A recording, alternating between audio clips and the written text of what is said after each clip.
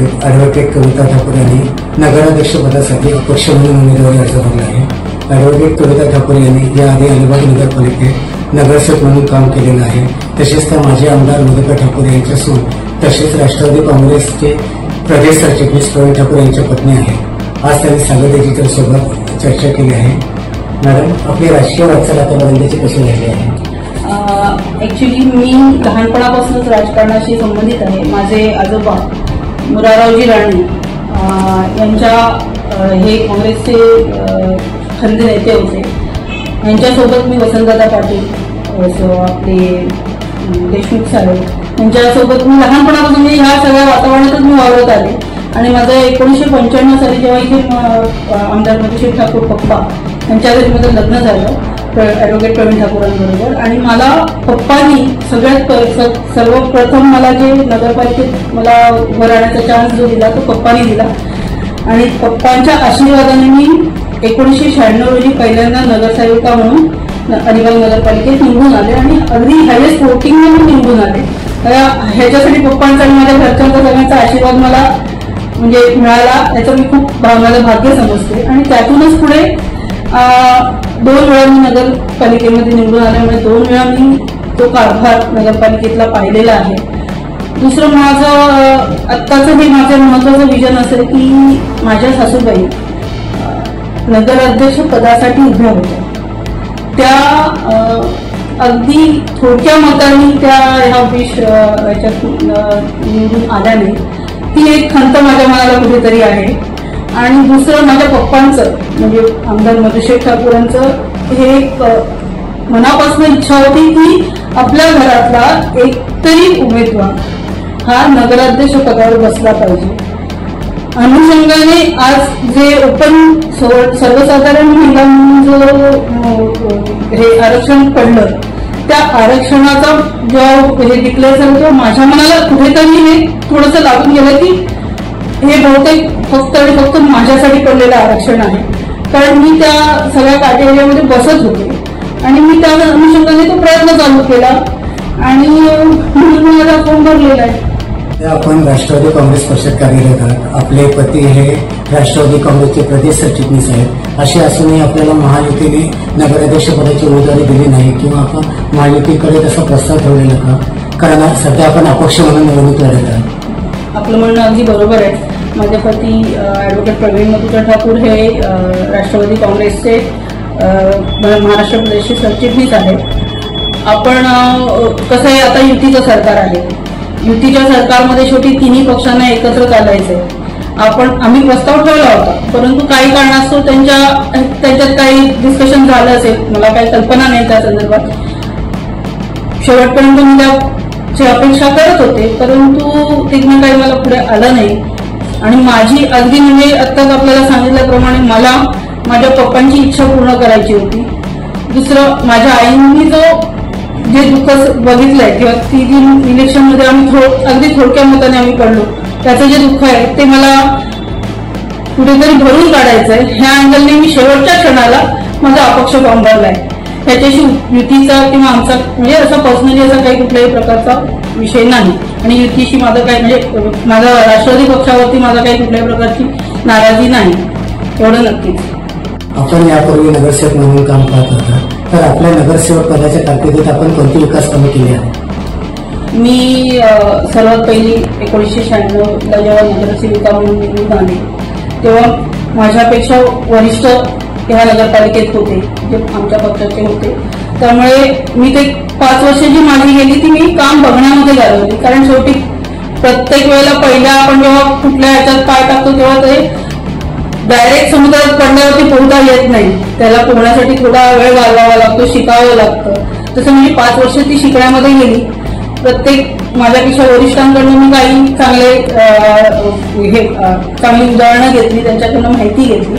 आणि जेव्हा next time मी second वेळेला जेव्हा निवडून आले तेव्हा मी आमच्या वॉर्डातली जी काही आवश्यक कामं होती, जसं पेवर ब्लॉकचं रोड आहे म्हणा, आपल्या वॉर्डामधलं आमचं वडाचं झाड जिथे आमचा वडाचा पार नव्हता तो सुशोभित करून त्याचं म्हणजे थोड्या प्रमाणात तसं लोकांकडून काही कामं आली तर ती कामं करून देण्याचं काम मी केलेलं आहे.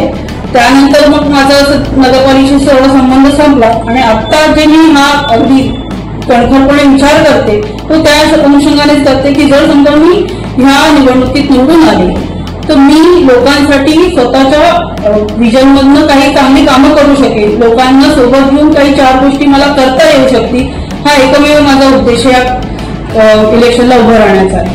आपण नगराध्यक्ष पदाची निवडणूक लढवत असताना अलिबाग शहराला कोणत्या समस्या जाणवत आहेत असं आपल्याला वाटतं?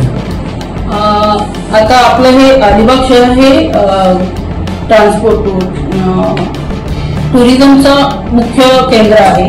आपलं अलिबाग संपूर्ण हे रायगड जिल्ह्याची ही राजधानी आहे अलिबाग. त्यामुळे मुख्य सगळे म्हणजे जिल्हा रुग्णालय असू दे, जिल्हा न्यायालय असू दे, कलेक्टर ऑफिस असू दे, कोर्ट असू दे, ही सगळी मुख्य जी जनतेची ऑफिसेस आहेत ही इथे आहेत. तर त्या दृष्टीने त्या अनुषंगाने आपल्या इकडे रस्त्यांचा अभाव आहे.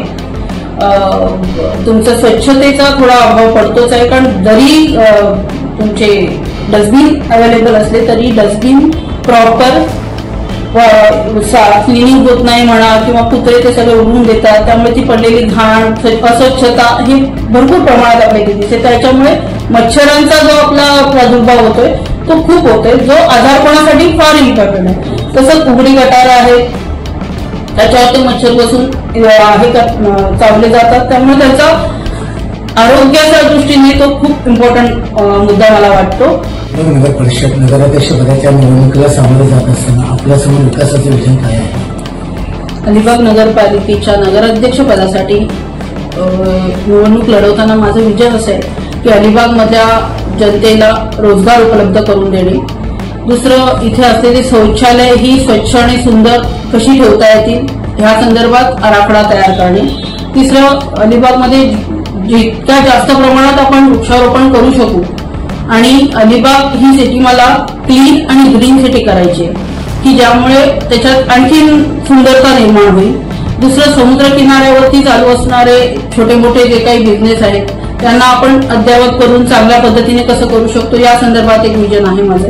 तिसरं आहे, एक अलिबागमध्ये जी आता हातगाड्यांची आपण एका साईडला एका कोपऱ्यामध्ये व्यवस्था केलेली आहे ती म्हणजे अद्ययावत करून तिथल्या त्या आपल्या नागरिकांना जे बिझनेस तिथे करतात त्यांच्यासाठी आपण चांगला अद्ययावत फूड हब तयार करावा आणि त्याचे सगळ्या सुविधा देऊ शकू, हा एक विजन आहे. तसंच अलिबागमधले गटार रस्ते हे सुस्थितीत करून त्याचा योग्य तो निचरा कसा होईल याचा विचार करणं. आणखीन एक असा विचार होता की कोळी समाजासाठी आपण आपली जी अलिबागची जेटी आहे ती अद्ययावत करण्यासाठी त्यांना आवश्यक असलेल्या गोष्टींचा विचार करून ती आपण कशी सुधारू शकतो आणि त्यात कसे अजून काही बदल आणून त्यांना ती व्यवस्थितरित्या उपयोगात आणता येईल याचा विचार करायचा आहे मला. आणखीन एक आपला आहे क्रीडा संकुल. जो क्रीडा संकुलाचा प्रश्न आज कित्येक वर्ष चालूच आहे की आपल्या मुलांना बाहेर जाऊन प्रॅक्टिस करावी लागते, तर तो मोठमोठे आपल्याकडे मुलांच्या दृष्टीने त्यांना आपण काहीतरी नवीन संकुल निर्माण करून त्यातून त्यांना घडवू शकू. त्यांचा बाहेर जाण्याचा जो खर्च आहे किंवा त्यांची जे काही मेहनत आहे ती फुकट न जाता त्यांनी ती मेहनत इथे यूज करून नवीन चांगल्या दर्जाचे खेळाडू आपल्या अलिबागमधून निर्माण होतील. तिसरं, एक आपल्याला वैद्यकीय मदत कशी देता येईल लोकांना, नागरिकांना कमी खर्चामध्ये त्यांच्या काही गरजा असतील वैद्यकीय त्या आपण उपलब्ध करून देऊ शकलो पाहिजे. चौथं, नागरिकांना नगरपालिकेतर्फे रुग्णवाहिका कशी उपलब्ध करून देता येईल आणि रक्तपेढी आपल्या नगरपालिकेतर्फे त्याची काही सुविधा करता येते का हे बघू. जिल्हा रुग्णालयात ह्या सगळ्या सुविधा आहेतच, पण तरी सुद्धा नगरपालिकेकडनं काहीतरी नाविन्यपूर्ण करून त्यातनं नगरपालिकेतल्या नागरिकांना ह्या गोष्टी स्वस्त आणि कमी दरात कशा देऊ शकू याकडे माझं जास्त ओढ असेल. आपण प्रचार करत असताना मतदारांचा आपल्याला कसा प्रतिसाद लाभत आहे आणि आज आपण सागर वेदिकेच्या माध्यमातून मतदारांना काय आवाहन करत? मी प्रचार सध्या तरी मी प्रचार प्रत्येक घरोघरी जाऊन करत नाही, कारण मी आज अपक्ष म्हणून फॉर्म भरलेला आहे. मी लोकांच्या संपर्कात आहे आणि लोकांनी मला पाठिंबा दिलाय म्हणून हा फॉर्म मी भरते.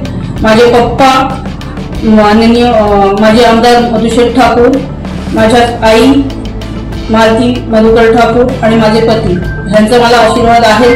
परंतु सोबत अलिबागच्या नागरिकांचा जो मला प्रतिसाद आहे, त्यांच्याकडनं येणारे मला जे काही संदेश आहेत, काही फोन कॉल्स आहेत, ह्या हिमतीवरती मी हा नगराध्यक्षाचा फॉर्म अपक्ष म्हणून भरला आहे.